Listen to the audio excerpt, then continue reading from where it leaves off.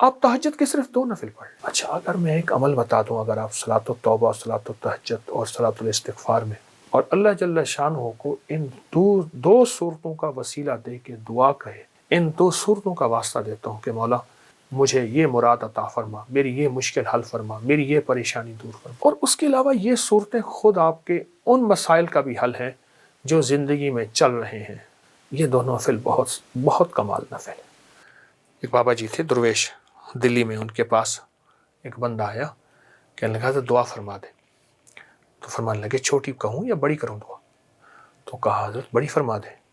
تو فرمایا ایسا کر، کسی کونے میں نہ منہ دے کے، کسی کونے میں دعا مانگ ساری امت کے لیے، یا اللہ جو مجھے دینا نا پہلے ساری امت کو دے دے، ساری انسانیت کے لیے اور سارے عالم کے لیے، اور حتیٰ کہ غیر مسلم کے لیے مانگ، یہ بڑی دعا ہوگی۔ پھر کیا ہوگا؟ پوچھنے لگا بابا جی کیا ہوگا؟ کہا ساری انسانیت میں جتنے انسان جن ہیں ان کی طرف جتنی برکتیں اس کریم کی عطاؤں کی جائیں گی، وہ ساری کی ساری لوٹ کے اتنی ہی تیرے پاس آئیں گی، ان کی بھی کم نہیں ہوں گی، اور اگر اکیلا اپنے لیے مانگے گا تو اکیلی تجھے ملیں گی۔ ایک درویش کے پاس، جھنجھانا کے ایک درویش تھے، تو ان کے پاس ایک بندہ آیا اور کہنے لگا حضرت تو شارٹ کٹ ولایت کا رستہ بتائیں، بڑے مجاہدے ہوتے ہیں، بڑی قربانیاں ہوتی ہیں اور بہت زیادہ، کچھ شارٹ بتائیں ولایت کا رستہ اور میں ولی بن جاؤں۔ حضرت نے فرمایا یہ کون سا مسئلہ ہے، کون سی مشکل ہے؟ فرمایا جب کوئی غیر مسلم بغیر کلمے کے مرے، کسی کونے میں منہ دے کے رو لیا کر، اللہ تجھے ولایت دے دے گا۔ یا اللہ یہ بغیر کلمے کے مر گیا، اے اللہ اس کو کلمہ نصیب ہونا تھا، اے اللہ کملی والے کا اس کو دیدار ہونا تھا، اے اللہ تیرا دیدار ہونا تھا، یہ بغیر کلمے کے مر گیا۔ اس کے لیے تیرے دل میں خیر خواہی کا جذبہ ہو، محبت کا جذبہ ہو، نفرت کا جذبہ نہ ہو۔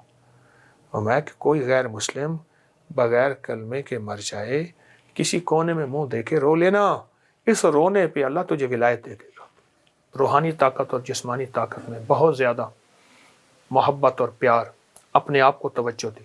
محبت پیار اس لیے استعمال کیا کہ اپنی روحانیت کو بھی محبت دینی ہے، اپنے جسم کو بھی محبت دینی ہے، اور محبت احتیاط کے ساتھ ہوتی ہے، اور محبت کے لیے آپ نے اپنے جسم پہ اور اپنی روح پہ توجہ دینی ہے۔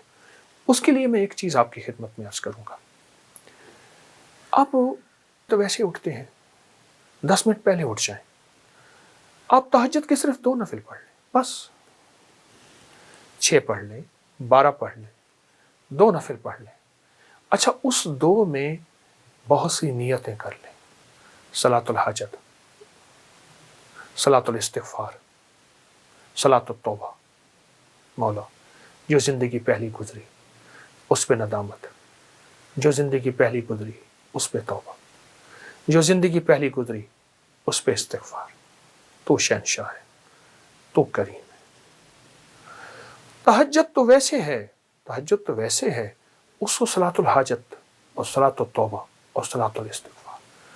اچھا اگر میں ایک عمل بتا دوں، اگر آپ صلاۃ التوبہ اور صلاۃ التہجد اور صلاۃ الاستغفار میں پہلی رکعت میں سورۃ الکافرون 11 بار، دوسری رکعت میں سورۃ قل هو اللہ، سورۃ الاخلاص 11 بار، اللہ اکبر، بہت طاقتور عمل ہے۔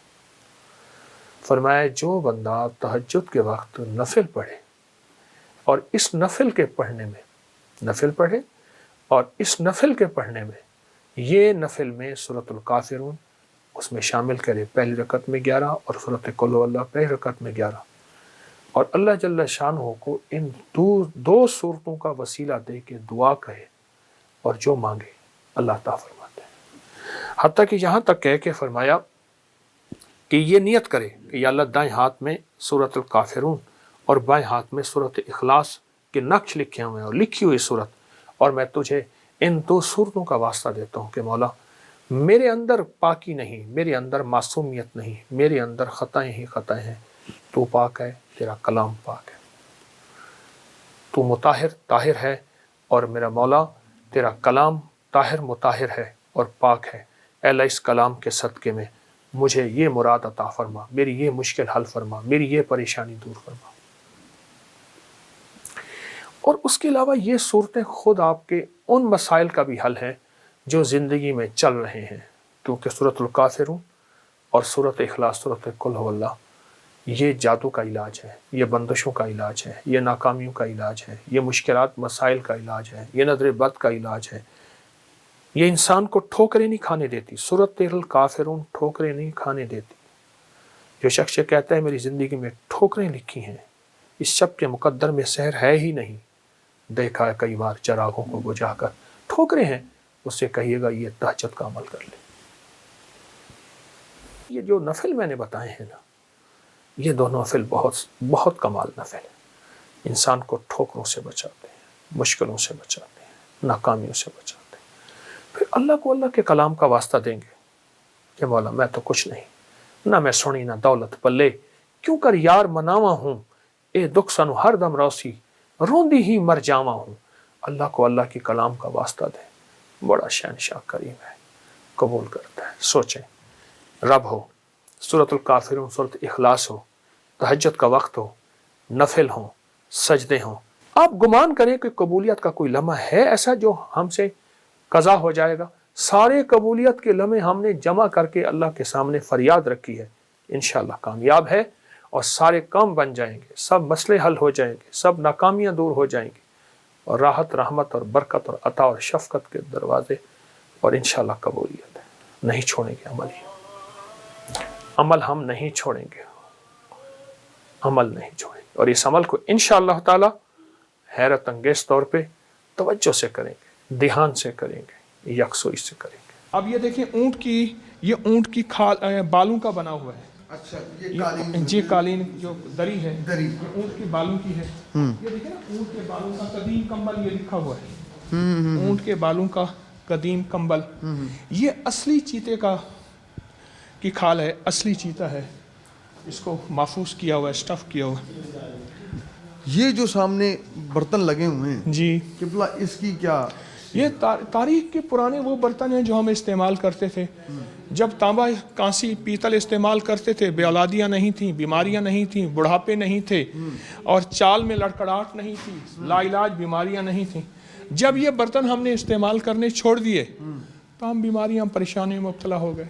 ایک طرف میں دیکھ رہا ہوں کہ یونیک پرانی چیزیں جی، جو جس طرح ٹیپ ریکارڈر ہے، ریڈیو ہے، پھر یہاں پہ ٹائپ رائٹر ہے، یہ ایک خاص ہی چیزیں، اور پھر شہداء کی تصویریں جو ہیں، یہ آپ کی ایک محبت پاک فوج سے، شہداء سے۔